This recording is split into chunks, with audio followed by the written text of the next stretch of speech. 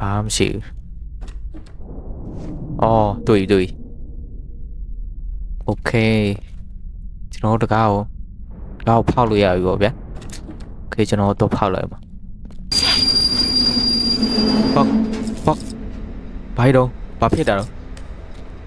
fuck ဘာတော့ဒီချိန် hello what's up guys အားလုံးပဲမင်္ဂလာပါကျွန်တော်ကတော့စနက်ပါ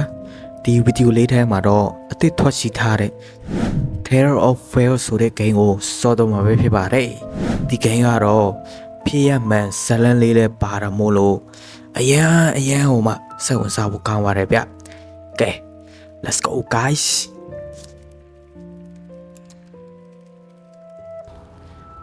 okay case 1 case 2ဆိုပြီးတော့အပိုင်းအများကြီးရှိရဗျကျွန်တော် case 1ကိုရင်ဆော့အောင်ပေါ့ဗျာဒါက Toy Station ပေါ့ဗျာအဲလိုဆိုတဲ့တရင်ထောက်ဓမ္မတရားဟိုဟာအနီကာဝတောင်ပေါ်မှာဟိုဟာစူဇန်ရင်းနဲ့နောက်ကျခဲ့တယ်ပေါ့ဗျာနောက်ကျပြီးတော့သူကဒီအနောက်ဆုံးရထားကိုအမိမအိမ်ရောက်မှာပေါ့ဗျာပြီးတော့အဲထားရောက်ပြီးတော့အဲ့ချိန်မှာပဲသူကသူ့အကိုဟာရူဆိုတဲ့သူ့အကိုပေါ့ဗျာသူ့အကိုနဲ့ဖုံပြောနေတဲ့အချိန်မှာပဲအဲ့ရထားရောက်ပါတယ်ရထားရောက်တဲ့အချိန်မှာပဲဖုံပြောနေရင်းနဲ့ line ဖုံပြတ်သွားပေါ့ဗျာလိုင်းဖုံးပြက်ပြီးတော့ဟာရူကခိုင်ရိုရောက်မလားဆိုတော့စောက်ရင်းနဲ့နာရီနည်းငယ်ကြာသွားခိုင်ရိုတယောက်မရောက်လာဘူးဗျာအဲ့ချိန်မှာပဲဟာရူကဆုံးဖြတ်လိုက်တာပေါ့သူညီကိုတွားရှာအောင်ပေါ့ဗျာသူညီကိုတွားရှာဖို့Toy Station ကိုတွားတော့ပေါ့ဗျာကဲကျွန်တော် Kiss 1ကိုပဲအရင်ဆော့လိုက်တော့မှာဗျာ let's go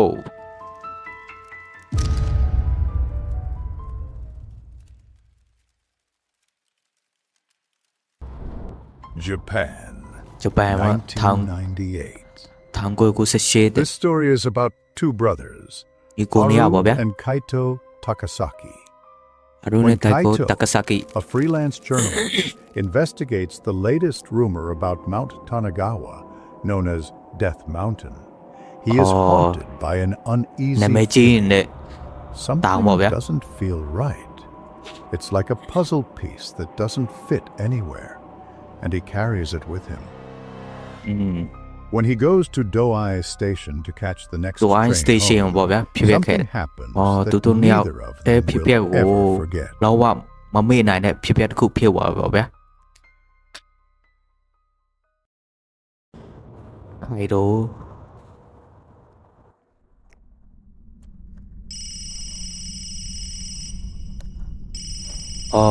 သူ့ကိုဖုန်းခေါ်ဖို့မေ့သွားပါဗျာမင်းစိတ်တူနေတာကိုငါသိပါတယ်ဒါပေမဲ့ငါပြောနားထောင်အောင်ဟုတ်ပြီလား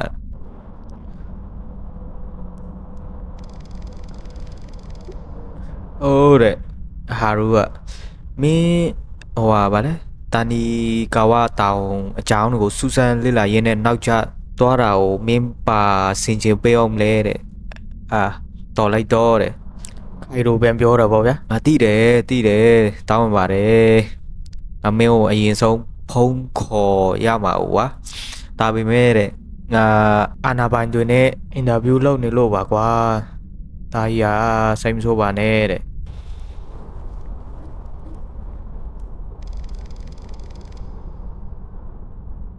အာနာပိုင်တွေလားတဲ့မင်းဆိုလိုတာတဲ့အာနာပိုင်တွေကဟိုတောင်ပေါ်မှာတခုဖုံးဝယ်ထားတာလားတဲ့ဟုတ်တယ်တဲ့အရန်ဟိုမှဟိုဗာလဲနာပိုင်တွေကတဲ့တောင်ပေါ်မှာ secret တခုရှိရပေါ့ဗျာဟာရူရဲ့ချစ်စုပြုပြီကဘာပေါ်မှာမင်းတယောက်တည်းပဲငါ့ကိုအယုံကြည်ဆုံးပဲပေါ့အဲ့မှာတခုဟိုအရန်ကိုထူးဆန်းတာပေါ့ဗျာ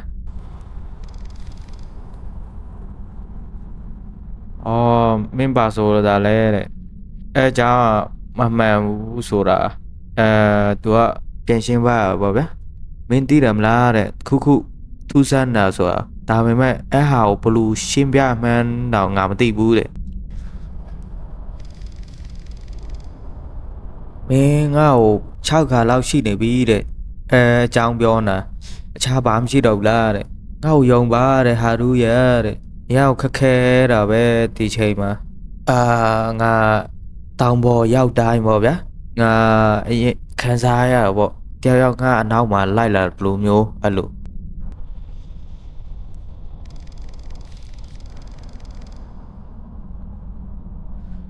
တော်ပြီတဲ့မင်းပဲအကြောင်းအကောင်းဆုံးသိမှာပါလို့မင်းစောင့်တဲ့အခုရထားရောက်ဖို့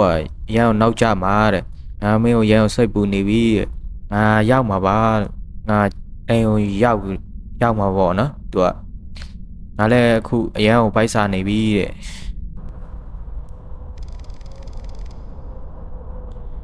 ငါမင်းတော့တင်နာချန်တာပေါ့ဗျာညစာချန်တာတယ်ဒါပထမဆုံးချိန်မဟုတ်တော့ဘူးလေကိုကြီးအကောင်းဆုံးပဲတဲ့ကိုကြီးမရှိရင်ကျွန်တော်ထမင်းငဲတော့မှာပဲတဲ့ငက်ပြက်ပြီးတေဆုံးသွားနိုင်တယ်ပေါ့နော်ဘယ်အာနာပိုင်တွေကမှတဲ့တာဝန်ယူမှုမရှိဘူးတဲ့သူကအကုန်လုံးလေးရှုမှာတဲ့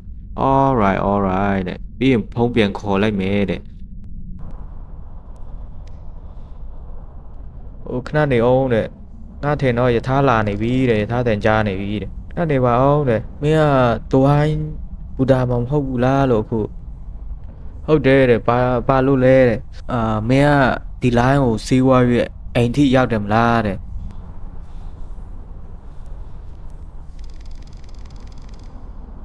ဟုတ်တယ်တဲ့ရောက်တယ်တဲ့ဒါပေမဲ့တဲ့ဒီချိန်ညချိန်ကြီးမှာတဲ့နောက်ထပ်ရထားရထပ်မလာတော့ဘူးတဲ့ Oh no တဲ့ဒါဆိုရင်အခုကတရက်ရထားလားတဲ့ဒါနောက်ဆရာအကြောင်းမဟုတ်ဘူးနော်အမြဲတမ်းငါ့ကိုစိတ်မပူနေနဲ့တဲ့ဒီရထားဒီနေရာပြီးရင်ရောက်တော့မယ်တဲ့ငါအိမ်ပဲရောက်မှာပါတဲ့လိုင်းဖုန်းပြတ်သွားပြီဟာ When the connection breaks and Haru repeatedly dials Kaito's number, he gets a bad feeling after the voicemail kicks in. Haru က Kaito ဖုန်းနံပါတ်ကိုပြန်ခေါ်ပေါ့ဗျာခေါ်လို့မရဘူးနာရီကြာပြီနောက်တဲ့ Haru တဲ့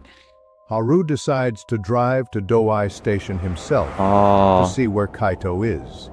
as he can't shake the incredibly oppressive feeling that something terrible has happened. Haru က Kaito သွားရှာပေါ့ဗျာ Dowai Station မှာရောက်ပြီခင်ဗျာဘူတာလားကွာခိုင်ရိုရှာရမှာပေါ့ဗျာရောက်ရေးကားပါကင် Oh shitဟယ်ရာမှုအပြစ်ဝင်စေရဗျာ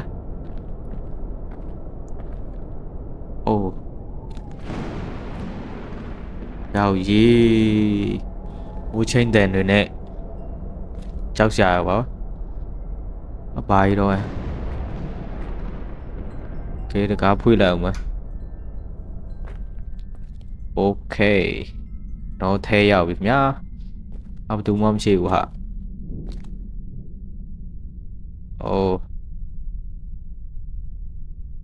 ပါရီတော့တာ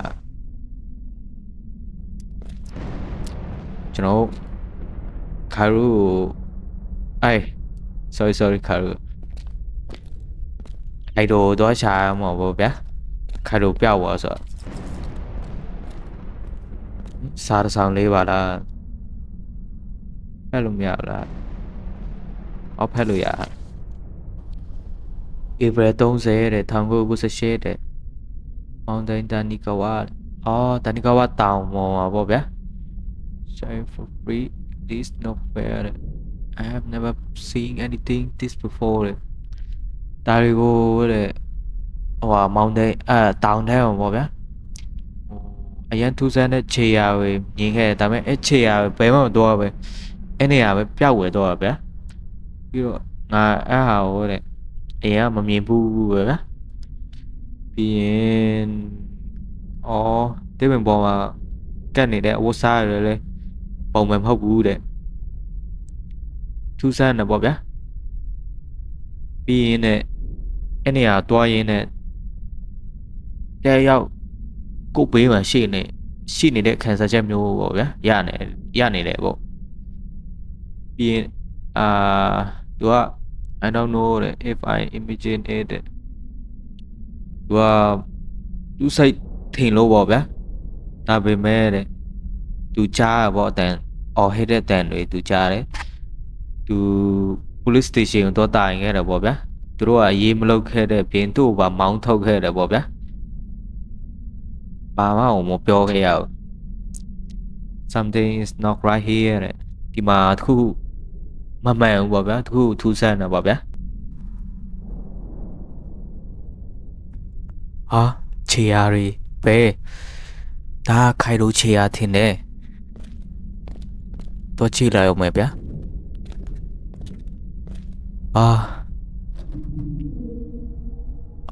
တကားဖွေးဖို့တခုရှာမရအောင်ဗျwhat the fuck ဝီဘာဒိုဒါတယောက်ယောက်ပြေးဝတယ်မဲ့ဗျ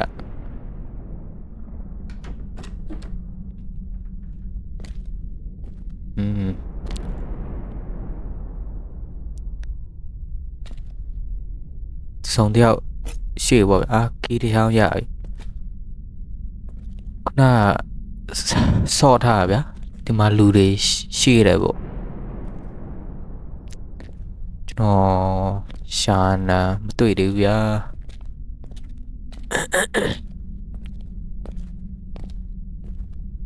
အဲ့တော့လည်းမရလာဘူးထင်တယ်ဟုတ်တယ်မရဘူးကျွန်တော်တို့အခြားခန်းမှာတော့ရှာရဗျာဒီမှာမင်းတော့ဖွေးလို့မရဘူးဒီမှာတိတိကျကျရှာလိုက်အောင်မယ်ဗျ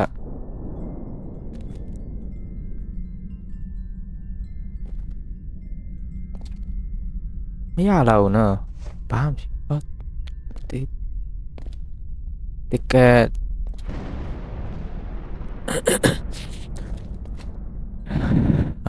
မိုးကလည်းချိန်နေဗျာ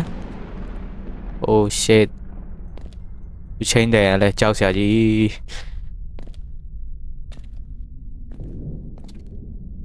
ဒီမှာလည်းဘာမှမရှိဘူးဒီမှာ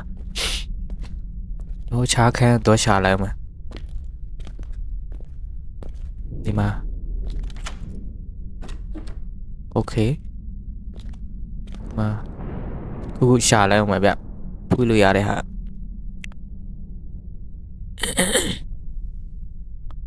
CCTV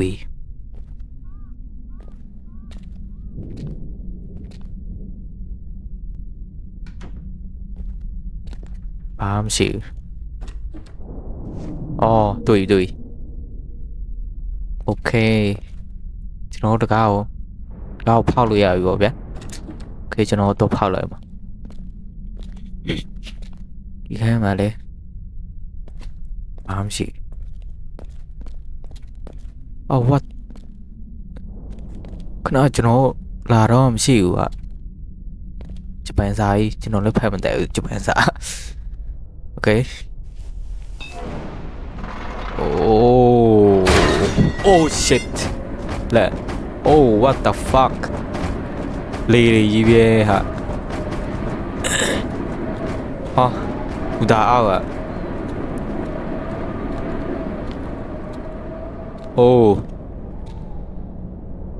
ဝမ်းနဲ့ခုမှတစ်ထက်လာမသိ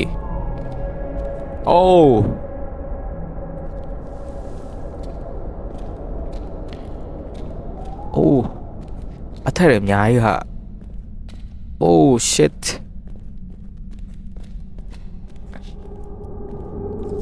ဘူဒါထူးဆန်းတယ်ဘာတော့ဘာကြီးတော့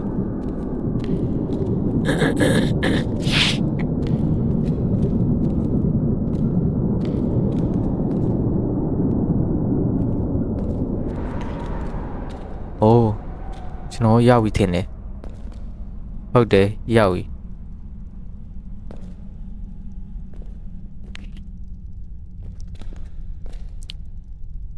အမြဲကြီးပဲ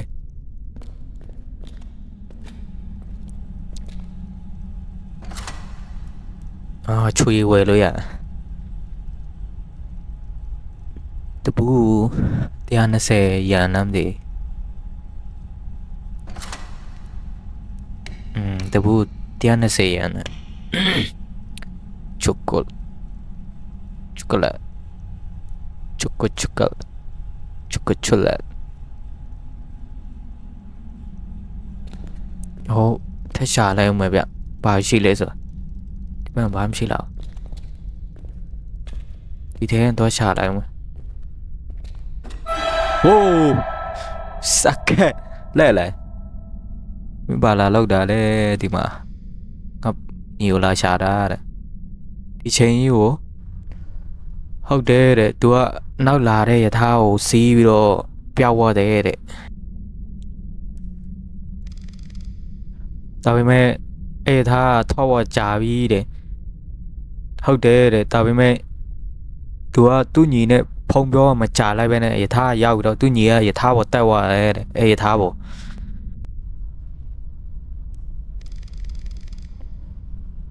ဒါမှဖြစ်နိုင်ဘူးတဲ့နားထောင်တဲ့ဒီနေရာရဲ့အကြောင်းမင်းသိဖို့လိုနေပြီတဲ့ဘာလဲတဲ့မင်းထင်ကယူတယောက်ပဲပေါ့ဗျာသိရင် तू ကယူနေပေါ့ကျေးဇူးပြုပြီပြောပြပါတဲ့ငါညီကိုရှာရမှာမို့လို့တဲ့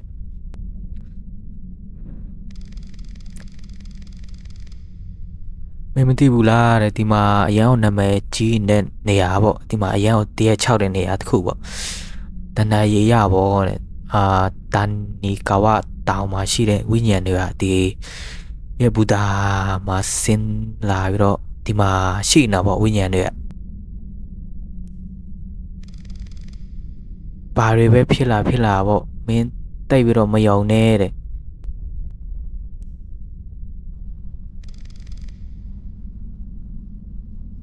ဘာတွေပဲဖြစ်တဲ့တော့မစွမ်းနဲ့တဲ့မိသားလာတဲ့အချိန်မဟုတ်ပဲလာတဲ့ယထာဟိုတဲ့တော့မစီနဲ့တဲ့မင်းဘာတွေပြောနေတာတော့တဲ့မျောလင်းချက်မပြောက်စေနဲ့တဲ့နောက်ထောင်တဲ့ငါ့ကိုခုတော့ဝယ်ဝေးလို့ရလားတဲ့အချိုသက်ပါတဲ့ဟာပေါ့ခုငါတွေးထဲမှာအချိုသက်တွေကျနေပြီတဲ့ငါမှလည်းစီချိုတွေရှိနေတယ်တဲ့ဒီမှာတဲ့မင်းဝယ်ဖို့တော့ပတ်စံတဲ့ကျွန်တော်ယူလိုက်ပြီသူ့ချွေတော့ဝယ်ရမှာပေါ့โอเคခုနဗန်ဒမရှင်ရှိနေရကျွန်တော်တွားရမှာပေါ့ဗျာ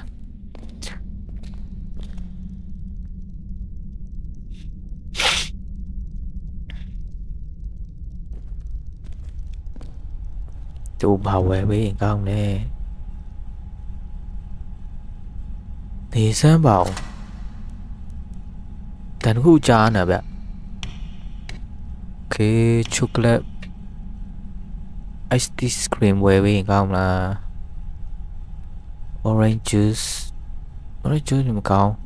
ပဲဂျပန်ကိုလာပဲချနော်ပဲဂျပန်ကိုလာဆိုချိုတဲ့ပါလားမသိဘူး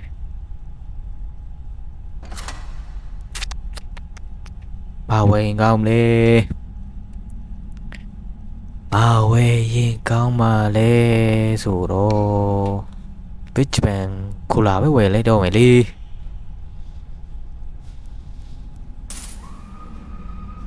ပါတယ်တော့ fuck ရထားရောက်လာတာလားဟာဟုတ်တယ်ပါဘူးအပဲတော့ပေးလား fuck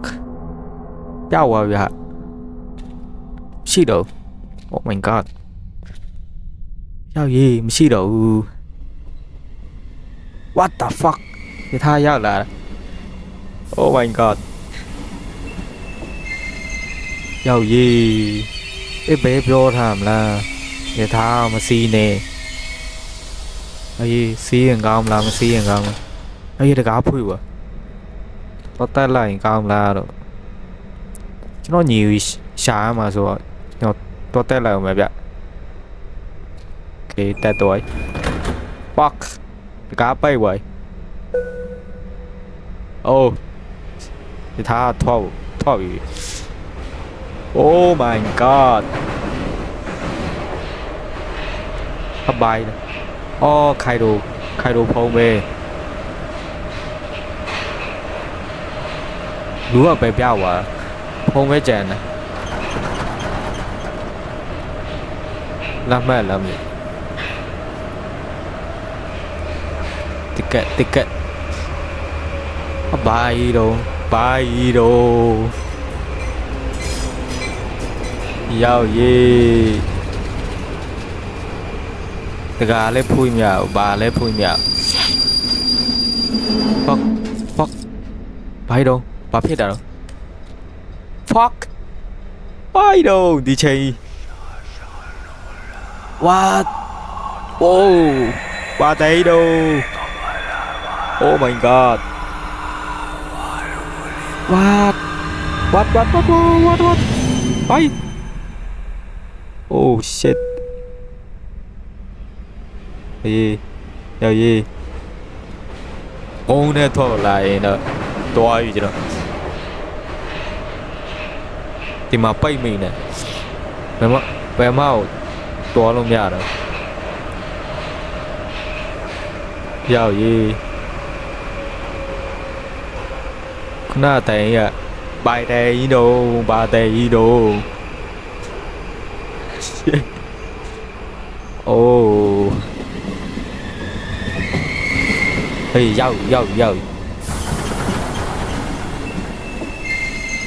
ဟေးရောက်ပြီ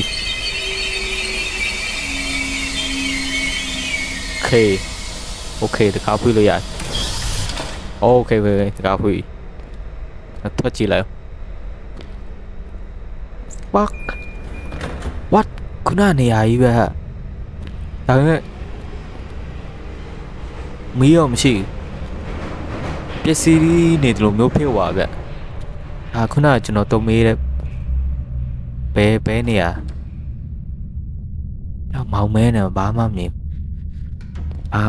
မြင်လိုက်ဘူးโอเคခုနမိုက်ပုံးနေရမိုက်ပုံးမလဲတယ်ခုနနေရခိုင်လိုပဲရှာရမှာပေါ့ဒီလမ်းမရှိတော့ဒီလမ်းကကျွန်တော်ပြန်တက်မှာရ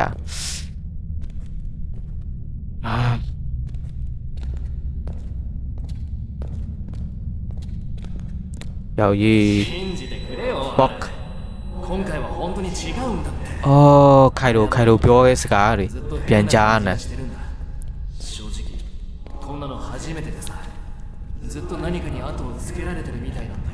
ခိုင်လိုသူဖြစ်ပြတဲ့ဟာတို့ပြောနေစကားရောက်ရေးဟိုပဲပြောရမလားဘာဖြစ်တဲ့မယုံနဲ့တဲ့ဘာကိုပဲမြင်နေလိုက်မစောနဲ့ fuck ဘာတော့ခိုင်လိုwhat Haru and Kaito have not been seen since. When workers at Douai train station found the brothers' 2 cell phones the next morning, they handed them over to the police. The terrible secret contained in the cell phones has not been revealed to this day. Luma အဖေရှာတွေ့လိုက်ပါဗျာသူတို့ပျောက်ဆုံးသွားတဲ့အကြောင်းဖုန်းနှလုံးပဲတွေ့လိုက်ဟာရုဖုန်းနဲ့ခိုင်ရုဖုန်းပေါ့ဒါတဲ့ဒီဖြစ်ပျက်ကတဲ့တကယ်လားတဲ့ဒါမှမဟုတ်တဲ့တွင်ထားတဲ့အကြောင်းပေါ့ဗျာကျွန်တော်ကတော့ really ပဲမထင်နဲ့ဖြစ်ပျက်တကယ်ဖြစ်ပျက်ပဲထင်တယ်ကျွန်တော် really event ပဲရွေးလိုက်တော့ okay တဲ့ဒါကိုဖြေထုတ်ဖို့တော့တဲ့ဒီ story ရဲ့နောက်မှာပေါ့နော်ဒီ